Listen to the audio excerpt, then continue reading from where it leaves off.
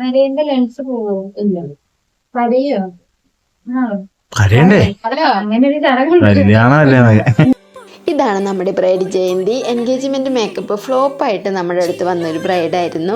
അതുകൊണ്ട് തന്നെ ആൾക്ക് സ്കിൻ ടോണിൽ തന്നെ മേക്കപ്പ് ചെയ്താൽ മതി എന്ന് പ്രത്യേകം പറഞ്ഞിട്ടുണ്ടായിരുന്നു.